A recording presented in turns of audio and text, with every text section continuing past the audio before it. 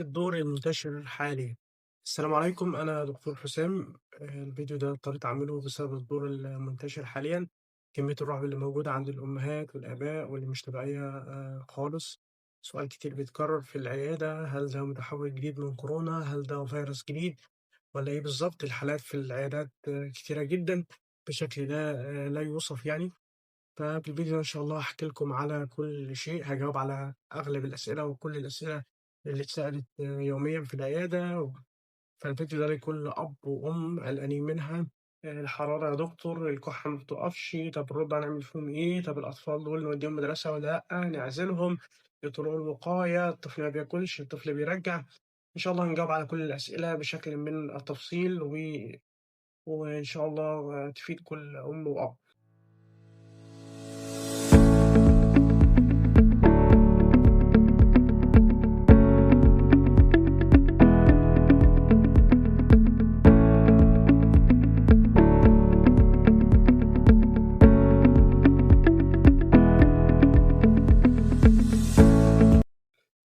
أول سؤال: هل اللي منتشر دلوقتي هو متحوّر كورونا والّا إنفلونزا موسمية والّا إيه بالضبط؟ نقول إن أغلب الحالات فيروسية شتوية طبيعية جدًا. سابها الإنفلونزا فيروس، الRespiratory syncytial virus، الRhino virus. كورونا موجود، موجود ولكن نسبته أقل بكتير، وعادةً دور الإنفلونزا بياخد حوالي أسبوع. الأعراض زي الحرارة والكحة والرشح بتخف تدريجيًا إن شاء الله مع الأيام. معظم الأطفال والكبار بيتعافوا في البيت بدون مضاعفات صحية يعني. وأهم حاجة هي الراحة والسوائل الكافية والمشروبات الدافية، أدوية تخفض الحرارة عند الحاجة. تمام. معظم الحالات بتتحسن بدون مضاد حيوي. نيجي لتاني سؤال: هو إحنا إمتى نقلق ونطلب فحص كورونا سواء كان rapid antigen test أو PCR؟ والله خلّيني أكون واضح معاكم. في مصر دلوقتي معظم الأطفال اللي بييجوا العيادة عندهم رشح وكحة وحرارة بسيطة، مش محتاجين إن إحنا نعمل لهم اختبار كورونا. الأعراض حقيقي متشابهة جدًا بين دور البرد وبين الإنفلونزا وبين كورونا، ومعظم الحالات بتتحسن بالراحة والسوائل والأدوية البسيطة. لكن أنا كدكتور هالجأ لفحص كورونا أو الرابيد أنتيجين تيست في حالات معينة جدًا، حالات فيها معدل خطورة عالي أو تعرُّض مباشر لشخص مثلًا كان مؤكد إصابته بكورونا. طفل رضيع أقل من 3 شهور مثلًا، طفل عنده أمراض مزمنة، في أعراض شديدة جدًا مثلًا وحرارة عالية جدًا وضيق نَفَس، تعب شديد، رفض أكل. دي الحالات الخطيرة جدًا اللي ممكن ساعتها نفكّر إحنا إن الطفل ده نعمل له rapid antigen test أو نشُك في كورونا. تمام. لكن خلّينا نقول بشكل واضح وصريح: معظم الأطفال مش محتاجين اختبار كورونا فورًا. أعراض البرد والإنفلونزا وكورونا شبه جدًا، ولكن إحنا بنلجأ لفحص كورونا في حالات معيّنة، مش في كل الحالات. وزي ما قُلنا هو هي أدوار فيروسية، دور فيروسي بسببه إنفلونزا أو respiratory syncytial virus. ف وخلّيني برضه أقول حاجة دلوقتي: إن الكورونا دلوقتي زيه زي أي دور برد بالنسبة لمعظم الأطفال. هنيجي لنقطة تاني وسؤال تاني: هل لقاح الإنفلونزا مفيد؟ طبعًا مفيد للأطفال أقل من 6 شهور، مفيد لكبار السن، مفيد للمرضى المزمنين، مفيد للناس اللي عندهم مشاكل في مشاكل صدرية سواء كان حساسية صدرية أو مشاكل في الرئة عمومًا يعني. حقيقي بيقلل خطر دخول المستشفى، ويُفضّل طبعًا يتاخد قبل فترة الشتا. نيجي برضه للأسئلة: مين أخطر الفئات من الناس اللي لازم نكون حذرين جدًا في التعامل معاهم وما نتهاونش معاهم؟ أول ناس هم مرضى الرضع طبعًا اللي أقل من سنة وكبار السن، مرضى القلب، الكلى، الناس اللي عندهم ضعف مناعة، الأطفال اللي عندهم حساسية على صدرهم أو ربو.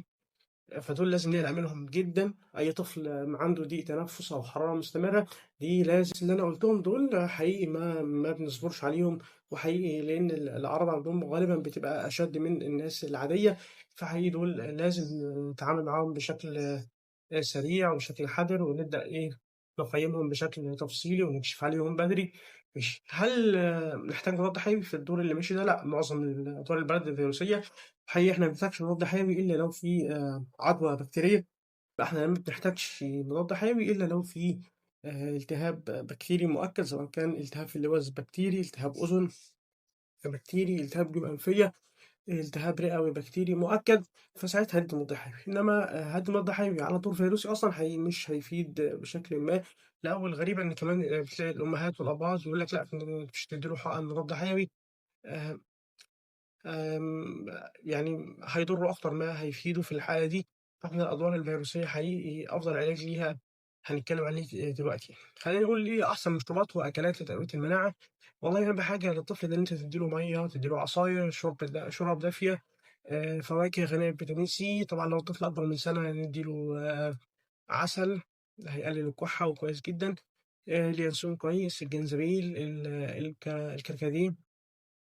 إزاي أتعامل بقى مع المصاب في البيت ده؟ والله خلّيني أقول يُفضّل عزل بسيط طبعًا، يكون ليه أدوات خاصة سواء كان أكل وشرب كوبايات خاصة، يغسل إيديه باستمرار. طبعًا لو كبير ندّي له طبعًا سوائل دافية على قد ما نقدر. لو كبير ممكن ندّي له كمامة، لو أقل من سنتين أكيد لأ. تمام. أنا ما باقولش عزل كامل، ولكن بنقول على قد ما نقدر نحاول إيه، نحجّمه عشان ما يعديش إخواته أو ما يعديش أفراد البيت.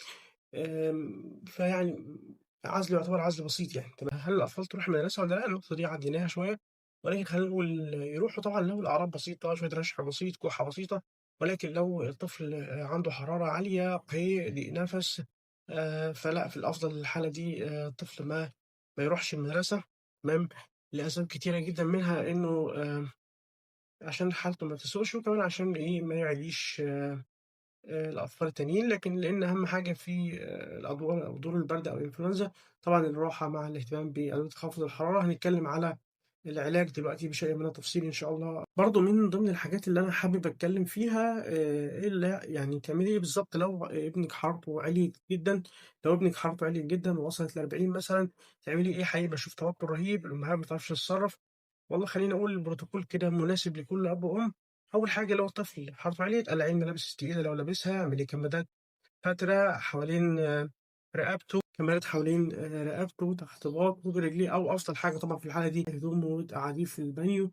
دي أول حاجة. فدي من أهم الحاجات اللي هي تنزّل معاه الحرارة. ممكن نستخدم حقن خافض حرارة لو الطفل كبير، زي ديكلوفين مثلًا، أو حتى باراسيتامول ممكن ندّي له IV. ولكن اللبوس ينفع جدًا في الحالة دي لو طفل مش قادر يبلع. طبعًا لو الطفل رضيع وحرارته عالية أوي بالطريقة دي غالبًا الطفل ده هيحتاج حضانة. إمتى تطلعي على المستشفى؟ لو طفل ابنِك حرارته عالية جدًا وفي ضيق تنفس، في تشنج، في زرقان، طفل حرارة مستمرة ما بتنزلش، طفل رافض الأكل والشرب، ساعتها لأ، لازم تطلعي على المستشفى. برضه من ضمن الحاجات اللي حبيت أشرحها وأتكلم فيها، إيه الفرق بين الكحة الناشفة والكحة اللي ببلغم. الكحة الناشفة الدور البرد لمّا بييجي للطفل بيبدأ يعمل التهاب في الأنف. طبعًا البداية بتكون من الأنف، تبدأ تعمل التهاب في الحلق من جوّه، التهاب في البلعوم. طبعًا الإفرازات اللي بتخرج كتير من الأنف دي بتبدأ ترجع على الأنف ورا. بس الأنف ممكن نستخدم بخاخات للأنف، أدوية الحساسية في الحالة دي مفيدة. ممكن نستخدم دوس ستوب لو الطفل ده كبير شوية. نيجي للكحة اللي بالغم، ودي غالبًا سببها تبدأ تعمل حاجة بنسميها post nasal drip، أو الإفرازات دي بتعمل زي تهيُّج كده في الحلق، فيبدأ الطفل يكح. وأفضل علاج ليها طبعًا مشروبات دافية، ترطيب للجو، محلول أنف للكحة اللي بالغم. غالبًا سببها التهاب في الجزء السفلي من مجرى التنفس. ساعتها برضه هيكون العلاج يا إما جلسات بخار، أدوية مذيبة للبلغم. ممكن نستخدم حاجات الcorticosteroids طبعًا، الحاجات دي اللي بيوصفها الدكتور، زي زايلون، بريدنيزولون، على حسب الحالة بتاعة الطفل. ولكن أفضل علاج للكحة اللي ببلغم، أفضل علاج هنا هي الجلسات البخار. جلسات البخار هي حاجة مهمة جدًا في الكف أو الكحة اللي ببلغم يعني. ولكن إحنا هنتكلم بشكل ما بالتفصيل دلوقتي أسباب الكحة اللي ببلغم. خلينا نقول بقى مدة دور الإنفلونزا. دور الإنفلونزا يا جماعة بيقعد حوالي أسبوع، والأعراض بتخف بشكل تدريجي. الكحة غالبًا بتخف خلال أسبوع، من أسبوع لأسبوعين. ممكن تستمر من أسبوع لأسبوعين بعد باقي الأعراض ما تخلص. بنسميها post viral cough. هاقول لك بالضبط إمتى تقلق من الكحة. لو استمرت الكحة أكتر من 3 أسابيع، في ضيق نَفَس، في صفير، في حرارة مستمرة، أو لو طفل رضيع أقل من 3 شهور، ساعتها لأ، لازم تروح لدكتور ويكون في تقييم وفحص للطفل ده بشكل كامل. بالنسبة لو هاقول نصايح للأطفال أقل من سنة والأطفال أقل من 5 سنين، خلّينا نقول الرابطة طبعًا مراقبة دقيقة جدًا. لو الحرارة عالية أو ضيق تنفس مش هنستنى ساعتها، ممكن ندخّله حضانة. الأطفال أقل من سنة لسه قايلين من شوية، عزل بسيط، أدوات شخصية. نهتم بالمشروبات عشان ما يدخلش مننا جفاف، نديله غسيل للأنف، نديله أدوية اللي لسه قايل عليها زي دوز ستوب، أدوية الحساسية لو بيكح واحدة. نيجي لسؤال مهم، لو أنتِ أم مريضة ينفع تبوسي الطفل والّا لأ؟ خلّيني أقول لأ. بلاش تبوسي الطفل بشكل مباشر أو إخواته يبوسوه، لإن حقيقي دي هتعرّضه للعدوى بشكل مباشر. نيجي لنقطة كمان مهمة، أنتِ رضاعي طبيعي والّا لأ؟ في الحالة دي لو أنتِ مصابة، طبعًا رضاعي طبيعي. لإن الرضاعة بتحمي الطفل ده، بيكون فيها أجسام مضادة، اللبن الأم بيكون فيه أجسام مضادة. ولكن الرضاعة الصناعي ممكن نلجأ ليها لو الأم في حالة يعني شديدة جدًا وفي ضعف وكل حاجة، وساعتها بقى إيه، نهتم بشوية بغسيل الإيدين، تلبس كمامة أثناء الرضاعة. نيجي للعلاج بتاع الدور الشتوي الحالي المنتشر. أهم حاجة هي خافض الحرارة، سواء كان باراسيتامول أو إيبوفين، أو ممكن نستخدم ديكلوفين في حالات اللي هي اللبوس الدوفين في أسوأ الأحوال يعني. اهتمام بالسوائل سواء كان مَيّة، شوربة، عصاير، حاجات دافية، جاذبية كراوية. لو في رشح وكحة ممكن نستخدم الأدوية الحساسية. لو العدوى في الجزء غسيل للأنف، بخاخ للأنف، أدوية الكحة ممكن في أدوية زي أدوية الأعشاب، زي إيفيبرونت. في أدوية روزبان، ممكن نستخدم دوسيستوب. ده لو الكحة، لو اللون سابها فوق. أهم حاجة طبعًا الاهتمام بالأنف وتنضيف الأنف، وممكن نستخدم بخاخات للأنف. تمام. لو العدوى في الجزء السفلي فحاليًا غالبًا محتاجين تقييم من دكتور عشان نفرق هل التهاب في الشعب الهوائية برونكايتس والّا هي برونكيولايتس والّا هي التهاب رئوي. ولكن خلينا نقول كإطار طبي بشكل عام يعني، لو طفلِك بينهج، طفلِك صدره بيزيق، في صفير مع التنفس، في حاجة، الطفل تعبان، الطفل همدان، الطفل الحرارة ما بتنزلش، الطفل بياخد نَفَسه بالعافية، صدره بيطلع وبينزل، صدره بيزيد تحت إيدي. ساعتها لأ طبعًا هتروحي للدكتور عشان يقيّم الطفل ده، ويدّي له علاج يكون مناسب ليه. طبعًا يبدأ يفرّق هل هي التهاب رئوي والّا هل هي bronchitis والّا هل هي bronchiolitis والّا هي أزمة attack أو أزمة ربو يعني. لو الطفل عنده جفاف يبدأ يقيّمه. أهم حاجة في الحالة دي هي جلسات البخار، ممكن ندّي مذيب للبلغم، ممكن ندّي زيلون أو corticosteroids. ممكن لو الطفل عنده جفاف نبدأ نعوّضه سوايل. لو الطفل حالته خطيرة شوية ممكن طبعًا يحتاج حضانة أو يحتاج يدخل رعاية أطفال يعني، تمام، أو يتحجز يعني. طبعًا الحاجات اللي تقلقي منها زي ما قُلنا، ضيق في النَفَس، زيادة في معدل التنفس، أعراض جفاف واضحة، الطفل اللي الأكل حاليًا محتاج تقييم عاجل. وطبعًا ممكن الدكتور يساعدها في الحالة دي، لو يوصف مضاد حيوي على حسب الحالة بتاعتنا. لو هي دور التهاب رئوي بكتيري ممكن يحتاج دعم أكسجين. طبعًا في حالات معينة. كده أنا قُلت كل حاجة بالتفصيل الممل. اتكلمنا في الأعراض المنتشرة حاليًا، إزاي نتعامل معاها، ودور البرد ممكن ييجي كأبر أو التهاب في الجزء العلوي من مجرى التنفس. ودور البرد، حقيقي دور البرد بيأثّر على الجسم كله. ولكن بيبدأ الموضوع بحرقان في الأنف، رشح بسيط، وجع في الزور، ممكن عطس، ممكن كحة، والكحة دي بتزيد بالليل أثناء النوم. وطبعًا شكوى الأم يا دكتور الطفل ما بينامش من كتر الكحة، أو بيصحى من النوم على كحة. آمم تمام. فده كده الجزء الإيه، العلوي، التهاب مجرى النفس العلوي. نيجي نبُص على زور الطفل ده هتلاقي فيه احمرار بسيط في زوره، رشح، مناخيره الحرارة بتطلع وبتنزل. ساعتها زي ما قُلنا العلاج بسيط جدًا من إن إحنا بنعوّض الطفل ده سوايل، بندّي له خافض حرارة، بنهتم بالأنف سواء كان بأوتريفين أو بندّي حاجات بندّي حاجات لو في ترجيع مرّة والّا مرّتين ده يعتبر عادي. ممكن ندّي له حاجة للترجيع لو كده. بس مرّة مرّتين ما بندّيش حاجة للترجيع يعني. ندّي أدوية للحساسية زي فينستيل، زي زيرتك، زي لوراتيدين. إيه تاني؟ تمام. آمم كونجستال ممكن يستخدم، ولكن في حالات معيّنة، مش كتيرة يعني. يعني مش في كل الحالات بيستخدم كونجستال في الأطفال. تمام، تمام. هل مضاد حيوي؟ إحنا قُلنا الدور فيروسي. مش في كل الحالات بندّيها مضاد حيوي إنه فيروسي، إلا لو أثبت لي الفحص إن الطفل ده غالبًا عنده دور بكتيري، زي مثلًا طفل حرارته عالية أوي، طفل إفرازات خضرا صفرا من مناخيره، طفل بين الحرارة ما بتنزلش، أو لو نزلت الحرارة برضه الطفل تعبان وهمدان ما بياكلش فساعتها ممكن نشُك إن ده بكتيري، وساعتها ممكن نوصف مضاد حيوي، تمام؟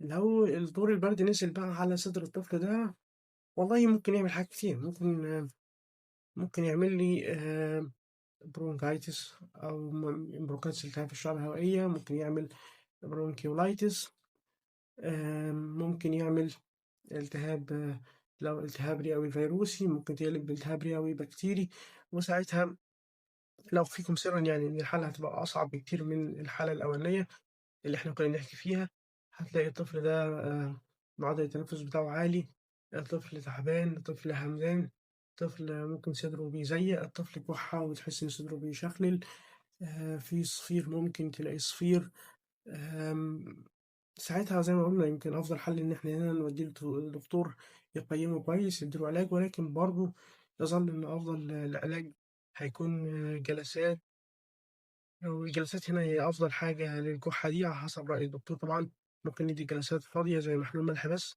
ممكن نحط عليها Balmicort وAtrovent، إيه تاني، بعض ممكن يستخدم الأدوية زي الcorticosteroids زي الزايلون، زي الprednisolone، زي الXylon 40، زي الفينادول، الحاجات دي كلها ممكن تستخدم طبعًا.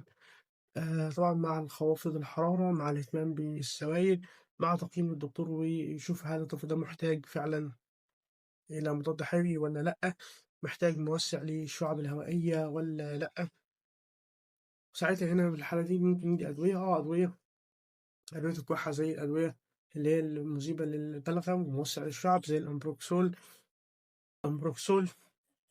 زي البرونكو مثلًا، زي تمام. الكحة لو إحنا بنتكلم على الكحة، فالكحة والله زي ما قُلنا إن أعراض دور الإنفلونزا غالبًا بتاخد من أسبوع لأسبوعين، وإن شاء الله الدنيا كده بتتحسن يوم بعد يوم، لو التزمنا بالخطة والبروتوكول اللي أنا قُلت عليه ده يعني.